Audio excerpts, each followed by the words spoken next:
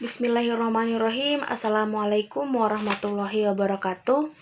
Saya Arfatunisa, NIM C1K0211, kelas A, Prodi Budidaya Perairan. Di sini saya akan menjelaskan tentang unsur penyusun kehidupan pada makhluk hidup. Nah, unsur penyusun kehidupan pada makhluk hidup ini dibagi menjadi 4 siklus, yaitu siklus hidrologi, siklus oksigen, siklus nitrogen, dan siklus fosfor. Nah, yang pertama adalah siklus hidrologi. Siklus hidrologi merupakan siklus yang menggambarkan tentang pergerakan molekul air atau unsur H2O dari bumi ke atmosfer dan kembali lagi ke bumi, yang prosesnya tidak pernah berhenti. Nah, dalam siklus ini ada 9 tahapan yang terjadi. Yang pertama adalah evaporasi. Evaporasi ini merupakan penguapan yang terjadi pada permukaan air, bisa saja air laut, danau, payau, dan lain-lain. Nah, yang kedua adalah transpirasi. Transpirasi ini merupakan penguapan yang terjadi pada badan tumbuhan.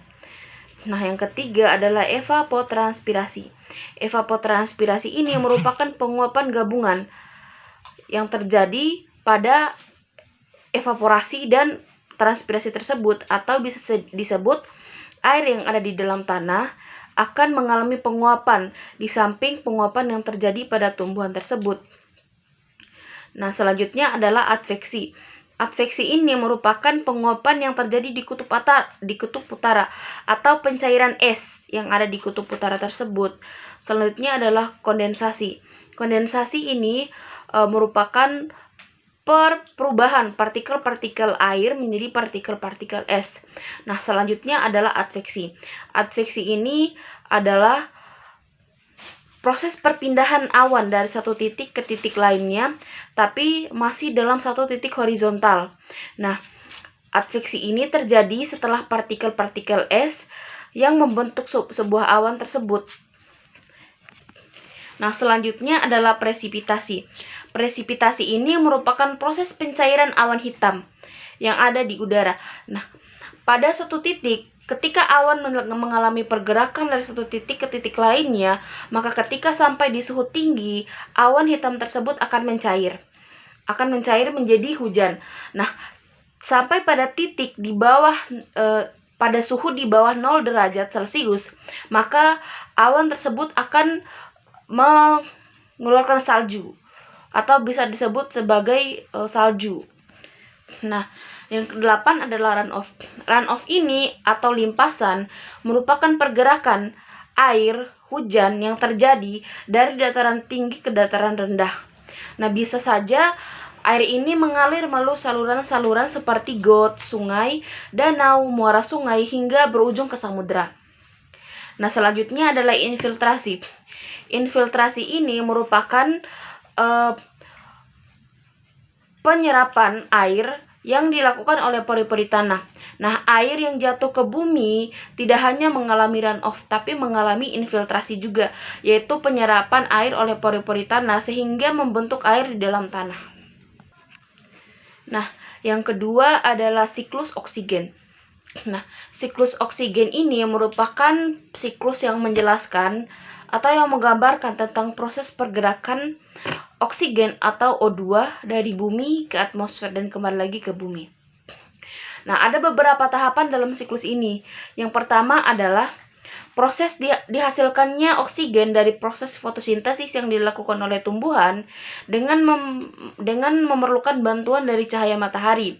Nah, pada proses ini tumbuhan menghisap O2 atau menghisap karbon dioksida yang ada di alam sehingga melakukan fotosintesis dan menghasilkan oksigen. Nah, oksigen yang dihasilkan oleh tumbuhan akan naik ke atmosfer. Nah, sehingga bisa dihirup oleh manusia dan hewan. Nah, dari proses penghirupan tersebut atau bisa kita sebut dengan proses respirasi atau proses pernapasan, manusia dan hewan akan menghasilkan karbon dioksida dari proses respirasi tersebut. Nah, karbon dioksida tidak hanya dihasilkan oleh manusia dan hewan, tetapi karbon dioksida bisa juga dihasilkan oleh aktivitas pabrik. Nah, dari aktivitas pabrik dan proses respirasi yang dilakukan oleh manusia dan hewan akan menghasilkan karbon dioksida. Nah, karbon dioksida yang ada di alam inilah yang akan dihisap kembali atau ditarik kembali oleh tumbuhan dan melakukan lagi proses fotosintesis sehingga proses ini tidak akan pernah berhenti.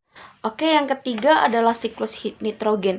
Siklus nitrogen ini terjadi dalam beberapa tahapan, yaitu diantaranya adalah oksigen atau O2 dan nitrogen yang ada di atmosfer bisa bereaksi ketika ada kilatan atau adanya suhu tinggi, misalnya seperti pembakaran dan letusan gunung.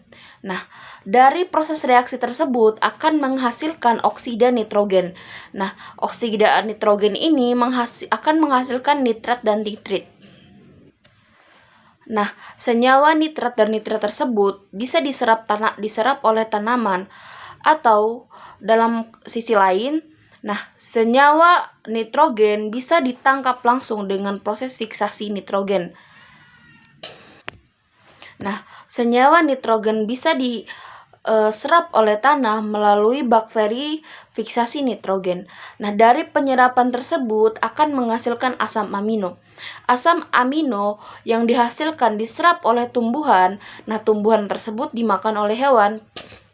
Nah, setelah itu, ketika tumbuhan dan hewan mati, maka akan menghasilkan protein. Protein yang dihasilkan dari hewan dan tumbuhan tersebut akan diurai oleh bakteri pengurai atau dekomposer sehingga menghasilkan amoniak. Nah, dari amonia tersebut akan diurai oleh tanah sehingga menghasilkan amonium atau NH4. Nah, amonium tersebut diurai oleh bakteri nitrifikasi sehingga dia menghasilkan NO2 dan NO3 atau nitrat dan nitrit. Nitrat dan nitrit tersebut bisa menghasilkan nitrogen ketika diurai oleh bakteri denitrifikasi. Nah, nitrogen yang dihasilkan ini akan kembali lagi ke atmosfer sehingga proses tersebut akan terus berulang kembali.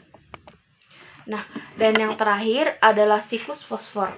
Nah, siklus fosfor ini terjadi dalam beberapa tahapan, diantaranya adalah fosfor memasuki tanah dan air melalui pelapukan bebatuan. Nah, tanaman mengambil ion fosfor ini dari tanah.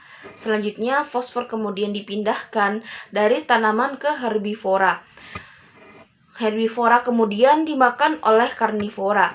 Fosfor yang diserap oleh hewan akan kembali ke tanah melalui proses ekskresi dan dari dekomposisi tumbuhan dan bahan mati oleh mikroba. Bahan tanaman mati dan produk-produk limbah lainnya membusuk melalui peran bakteri. Fosfor dilepas ke lingkungan dan selanjutnya adalah fosfor dalam tanah tercuci atau terkikis ke dalam air. Nah, dan yang terakhir adalah air tersebut digunakan ganggang dan tanaman sebagai nutrisi. Nah, demikian yang bisa saya sampaikan. Lebih dan kurangnya mohon maaf. Wassalamualaikum warahmatullahi wabarakatuh.